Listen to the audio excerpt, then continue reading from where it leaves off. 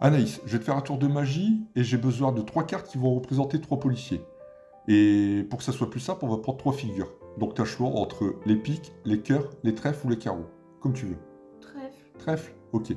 Donc je vais sortir le valet, la dame et le roi de trèfle. Donc voilà le valet. Voilà la dame. Et le roi, le roi, le roi. Voilà le roi. Ces 3 policiers sont chargés de transférer 2 trafiquants de renommée mondiale vers une prison de haute sécurité. Donc je vais mélanger le paquet et on va choisir librement les 2 trafiquants. Je vais donc faire défiler les cartes et tu vas me dire stop où tu veux. Allez, c'est parti. C'est bon. Ok. Donc tu m'as dit c'est bon, là. Je prends le premier trafiquant et on va en prendre un deuxième, mettons celui-ci. Je pose les 2 cartes. Alors je t'ai pas encore parlé des méfaits de ces 2 malfrats.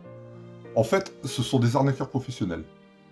Si tu veux, ils sont capables de, par exemple, changer des billets de 5 euros en billets de 500 euros. Ou prendre des cartes blanches et les transformer en cartes bleues et les utiliser. Alors en soi, c'est pas un problème, ça s'appelle de la magie. Sauf que eux, ils se sont servis de leur talent pour arnaquer des gens. Donc ils se sont fait inculper pour faux et usage de faux et escroquerie. Alors ils ont longtemps été en cavale avant de se faire serrer. Et maintenant qu'ils se sont fait attraper, ben, on veut les enfermer dans une prison de haute sécurité. Alors comme ces 2 personnes sont 2 amis à moi et que je ne suis pas une balance et surtout je veux pas avoir d'ennui, ben je vais pas te faire voir les cartes. Ok. Comme ce sont également 2 experts en évasion, bah on va mettre Jean-Eudes et Eric entre les policiers. Et... je les ai balancés. Bon, c'est pas grave. Bon, ils vont être menottés, bâillonnés et cagoulés. On n'est jamais assez prudent avec des magiciens comme eux. Pour se rendre à la prison, nos 3 policiers et nos 2 crapules vont prendre l'avion. On va représenter l'avion en 3 parties, en distribuant quelques cartes sur la table. Donc, l'arrière, le milieu et l'avant de l'avion. Donc je dépose quelques cartes pour l'arrière de l'avion, quelques cartes pour le milieu, et également pour l'avant. Voilà. Bon, je vais mélanger le jeu de cartes à nouveau, et comme tu sais, dans un avion quand on transporte 2 grands bandits comme eux, il y a toujours des policiers déguisés en civils pour intervenir en cas de problème. Bon, tu vas tirer une carte au hasard qui va représenter le premier policier. Vas-y. Celle-là. Ok. Donc tu la fais voir à la caméra. Moi je regarde pas. Et tu la poseras ici. C'est bon? Donc je mélange à nouveau et tu vas tirer le deuxième policier. Allez, celle que tu veux. Elle. Ok, pareil, fais voir la caméra. Et tu la poses ici. Ces 2 policiers vont être infiltrés parmi les passagers. Donc, le premier policier, tu me dis si je le mets à l'avant, au milieu ou à l'arrière. À l'avant. Ok. Et maintenant, tu me dis si je coupe avec le milieu ou l'arrière de l'avion. Le milieu. Le milieu? Ok.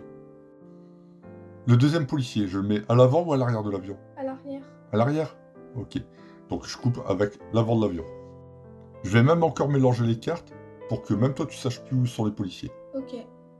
Donc, je mélange. Voilà. Maintenant que nos passagers et nos 2 policiers infiltrés sont bien installés dans l'avion, c'est au tour de nos 2 malfrats menottés aux 3 policiers de prendre place. Maintenant que tout le monde a embarqué, l'avion peut décoller, et au bout de quelques temps, il y a quelques turbulences. Alors les passagers commencent à paniquer, et ils commencent à se déplacer dans l'avion. Alors certains vont dans la soute, d'autres changent de place, d'autres vont au cockpit, certains se planquent dans les toilettes. Bref, tout le monde bouge, et on sait plus qui est où. Alors je simule ce mouvement de panique par un mélange australien, c'est-à-dire je pose une carte sur la table, une carte en dessous du paquet, sur la table en dessous, sur la table en dessous, jusqu'au moment où j'aurai plus de cartes dans les mains. Voilà. Donc là nous sommes d'accord pour dire qu'il y a eu pas mal de remue-ménage, mais fort heureusement, nos 3 policiers ont eu la bonne idée de se menotter à nos 2 crapules. Oui. On a donc maintenant nos 3 policiers et nos 2 magiciens à l'avant de l'avion, et le reste des passagers à l'arrière. Comme il y a eu pas mal de chahuts dans l'avion, au moment d'atterrissage, il y a un contrôle d'identité. Les 3 policiers vont donc détacher les 2 prisonniers, les décagouler et les débâillonner, afin d'effectuer le contrôle d'identité. Donc pour la première fois, tu vas pouvoir découvrir l'identité de nos 2 suspects. Premier suspect, premier prisonnier, c'est le 7 de carreau. Mais non, c'est ma carte. C'est un policier. Ah oui. Alors, on va regarder le deuxième. Donc le deuxième prisonnier, c'est Le 2 de pique. Je m'en doutais un petit peu quand même, là. Bah oui.